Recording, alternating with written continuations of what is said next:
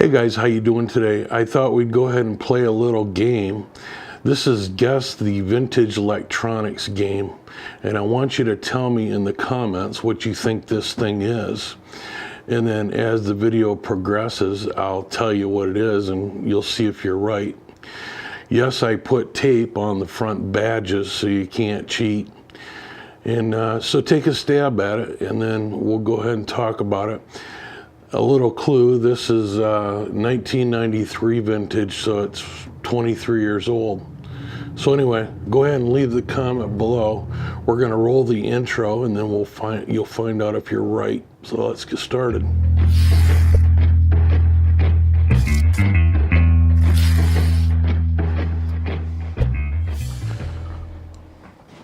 Well, here's a close-up look of the front, and as you can tell, it's like a CD here, right? Couple buttons, 3 buttons. This looks like an LCD panel. Down here it looks like we have a 1/4-inch output. Maybe some kind of a trimmer pot. And it looks like it has, you know, play and record functions, just like a CD or DVD player would have. Of course, this is from 1993, so it wouldn't be a DVD player, right? Let's flip it over and take a look at the back. Power cord. See, where's my finger? Here we go. Looks to be a serial port and 2 B and C connectors. Down here it looks like we have 4 RCA connectors. Here's a heat sink. So what is this thing? Well, this thing is a testing device for CD disc. That's what it is. It's made by Clover, and this is their QA 101, which was made in 1993. And what it's used for is actually checking the quality of a disc that gets burned for, back then, CDs, CDR, and CDRWs, no DVDs yet. Now, who would use this kind of device?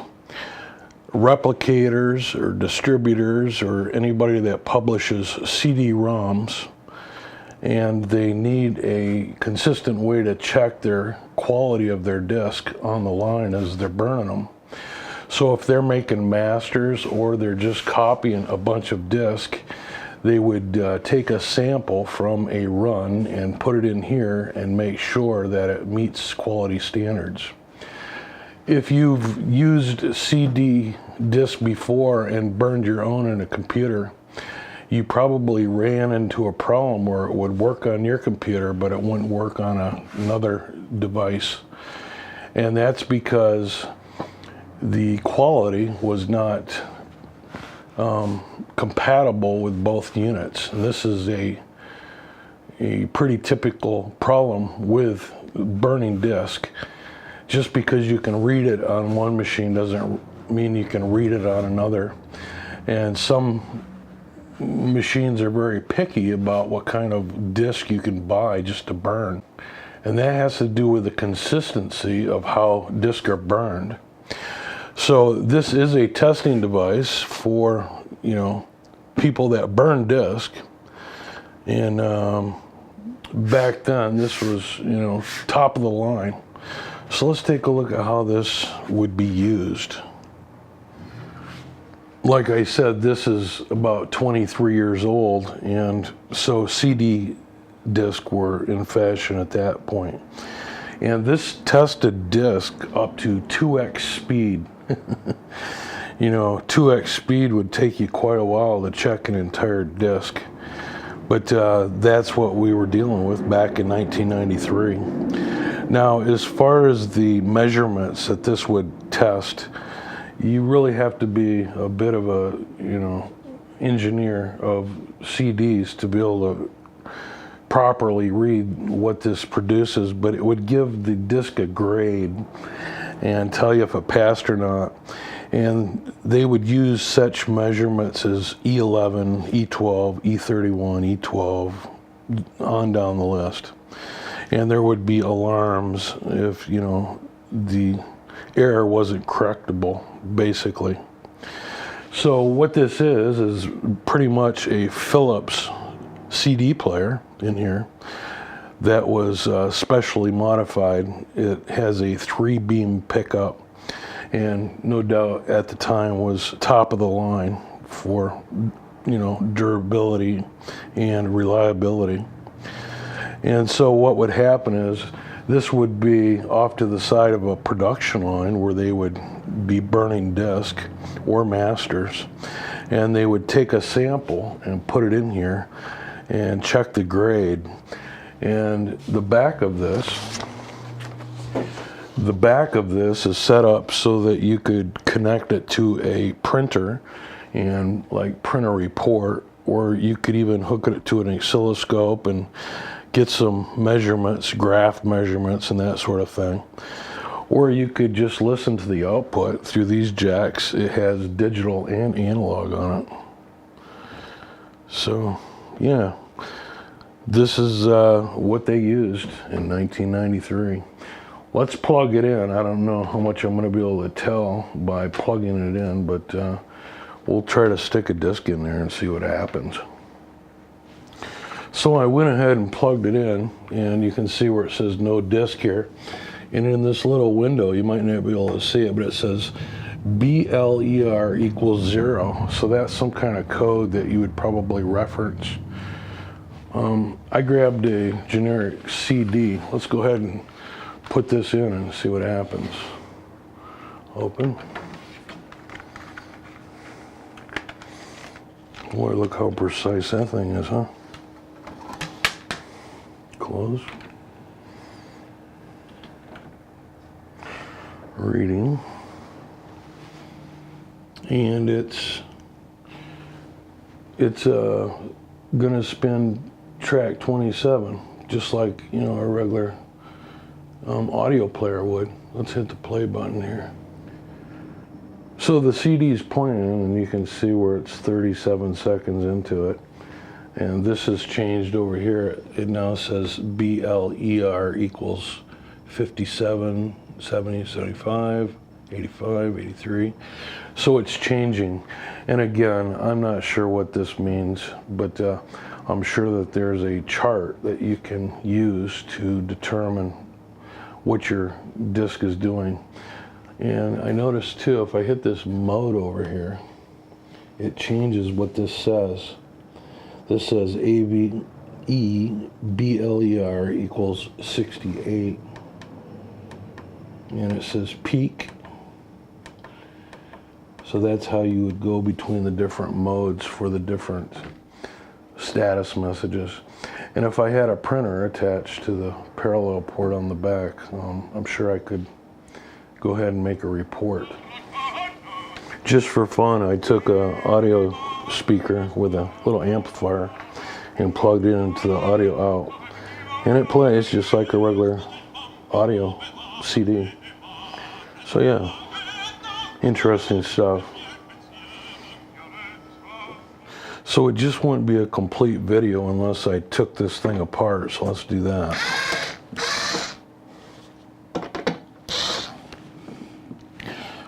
Security bits. There we go. We're in. So look at that.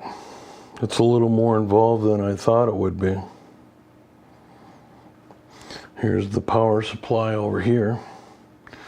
You can see the transformers. This is all through-hole stuff. And comes over here for processing. This is the mechanism for the CD player. There's a little motor here for the ejection drive. And this is all the processing for the digital display and for the air read codes and that sort of thing. So yeah, custom built. And you bet they probably didn't make a lot of these.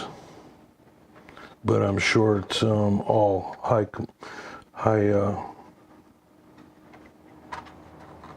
What's this? It started to move. I wonder if that's a battery or something. Nah, that's not a battery. Here's this mystery package that I was wondering what it was. At first glance, I thought it could be a big battery, but no, that's not a battery. There's my pen for scale. I can see that there's a yellow and a green wire coming in here on this side. And then there's another bundle of wires coming in over here. Oh, look, that's loose. It's pivoting. There must be a screw on the other side. Let's find out what this mystery package is. What do you think it is? Let's take a look at it. Get my screwdriver. Well, it's actually a small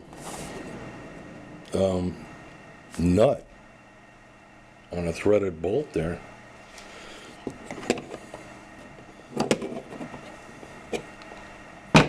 Must know what it is. You guys are probably yelling at me. You probably know what it is. You're probably screaming at the screen right now, huh?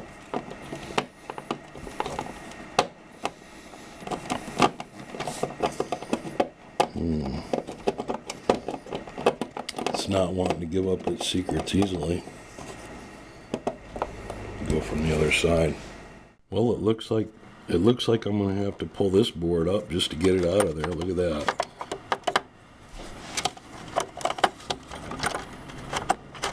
Yeah.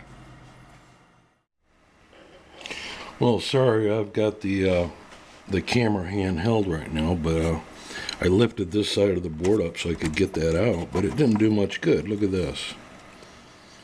It's completely enclosed in that plastic, and there's the screw that I took off with the bolt, the nut that was on the other side. So what is it? It's fairly heavy. I'm almost thinking this, I really don't know, to be honest with you. Look at there.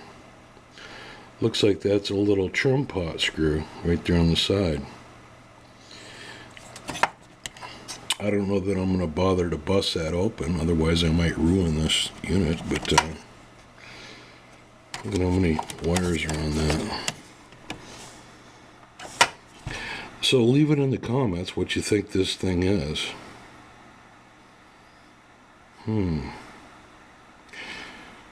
Is it worth busting open? I don't know. I'll put it on the back burner for now, and I'll gather your guys' comments what you think that is. I will tell you, it is kind of heavy from what I can feel. There's no markings on it. The only thing that there is this little trim pot right here. The mystery box. Anyway, let's go out for some final thoughts. So that's it. I'm not going to go any further because I really don't know what I'm talking about. I got this out of surplus and I thought it was interesting. Oh look, the air light just come on. What did it do it because I hit the top of it? I'm not really sure. Let me stop or pause. Let's play again here.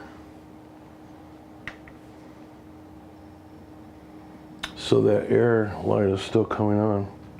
Let me eject the disc and start again. So the air light went off. When I was talking to you, I was tapping the top of this. I'm thinking maybe that made it skip or something. Let's check that theory.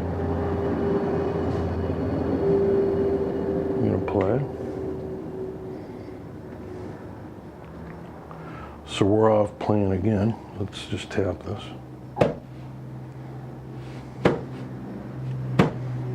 Maybe, maybe not, right?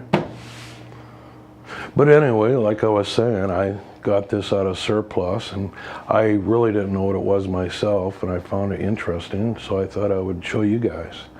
So thanks for playing along. If you want to know any more information about this, I'll put a link to the Clover systems in the notes down below. So thanks for watching. Give us a big thumbs up, and we'll see you next time. Bye for now.